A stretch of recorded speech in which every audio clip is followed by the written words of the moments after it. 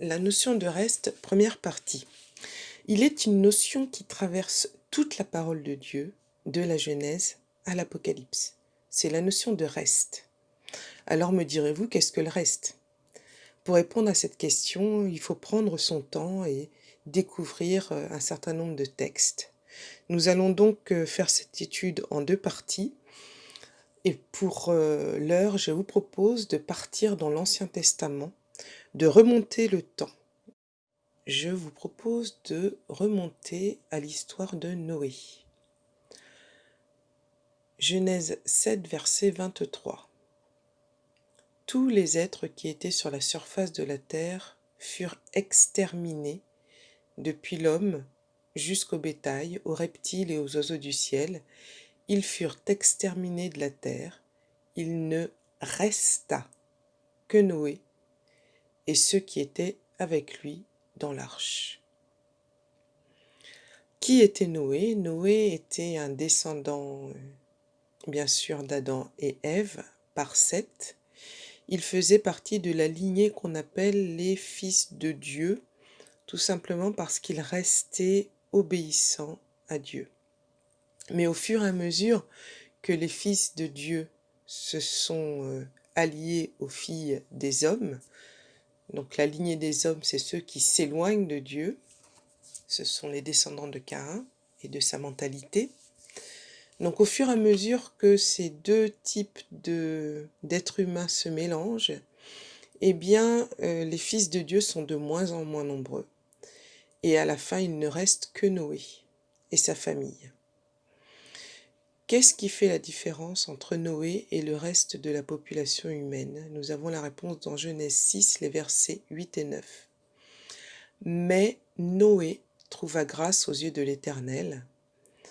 Noé était un homme juste et intègre dans son temps. Noé marchait avec Dieu. Ce sont ces qualités de Noé qui vont faire que Dieu va l'inclure dans son reste. Si on avance dans le temps, je vais vous parler de Gédéon, qui est un juge en Israël.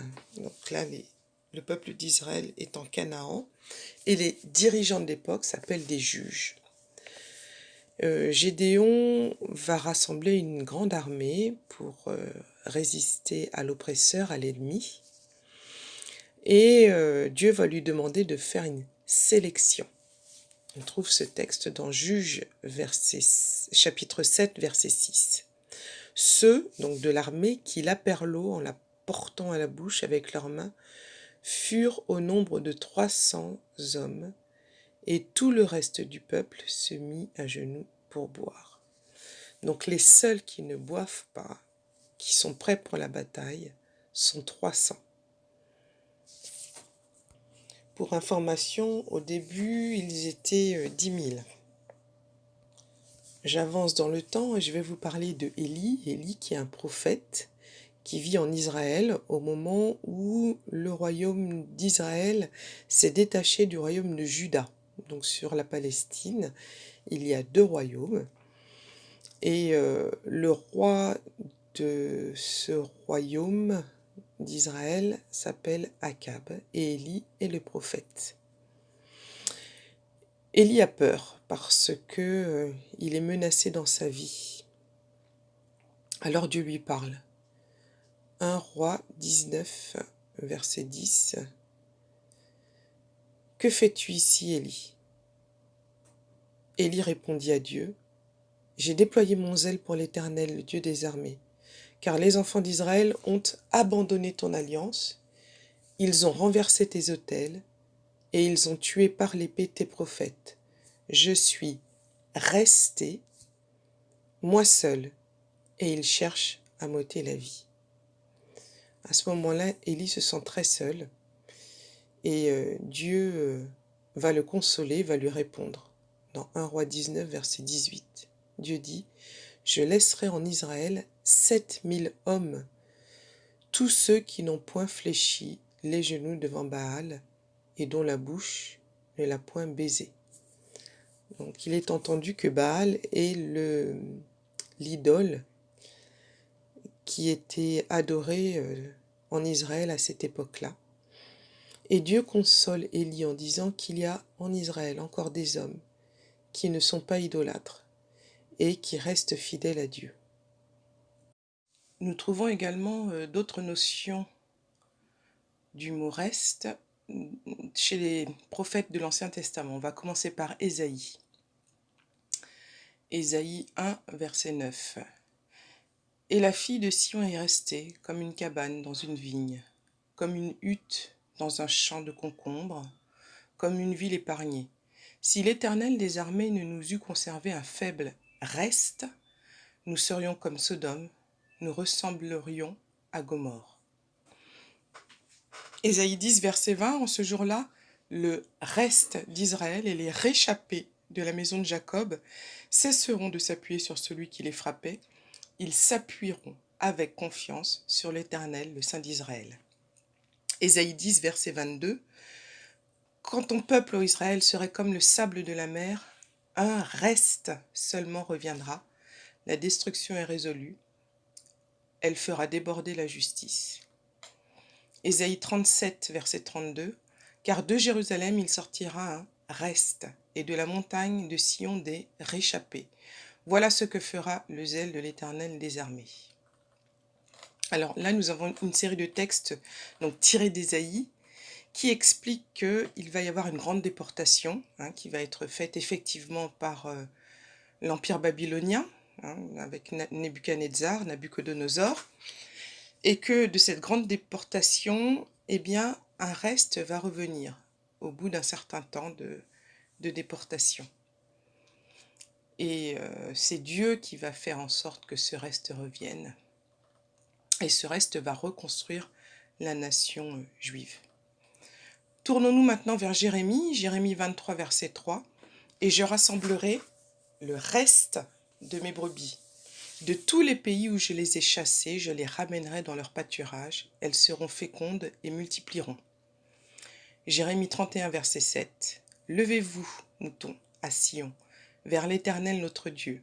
Car ainsi parle l'Éternel, poussez des cris de joie sur Jacob, éclatez d'allégresse à la tête des nations, élevez vos voix, chantez des louanges et dites « Éternel, délivre ton peuple, le reste d'Israël ». Donc là, au travers de ces deux textes de Jérémie, nous avons la même idée, c'est qu'effectivement, il va y avoir une déportation, elle est imminente, mais un reste va revenir sur le territoire d'Israël, sur le territoire de Canaan. Ézéchiel maintenant, alors Ézéchiel 14, versets 21 à 23. Oui, ainsi parle le Seigneur, l'Éternel, quoique j'envoie contre Jérusalem mes 4 châtiments terribles, l'épée, la famine, les bêtes féroces et la peste, pour en exterminer les hommes et les bêtes, il y aura néanmoins un reste qui échappera, qui en sortira, des fils et des filles. Voici, ils arriveront auprès de vous, vous verrez leur conduite et leurs actions, et vous vous consolerez du malheur que je fais venir sur Jérusalem, de tout ce que je fais venir sur elle. Ils vous consoleront quand vous verrez leur conduite et leurs actions, et vous reconnaîtrez que ce n'est pas sans raison que je fais tout ce que je lui ai fait, dit l'Éternel. Dans ce texte d'Ézéchiel, on a la confirmation qu'il va y avoir un reste qui va revenir et que ce reste sera source de consolation. Tournons-nous vers Michée 4, verset 7. Des boiteaux je ferai un reste, de ceux qui étaient chassés une nation puissante, et l'Éternel régnera sur eux à la montagne de Sion, dès lors et pour toujours. Dans ce texte de Michée, nous avons des informations sur le profil du reste, des boiteux, des gens qui sont chassés, des gens dont personne ne veut. C'est avec ces personnes-là que Dieu va faire un reste.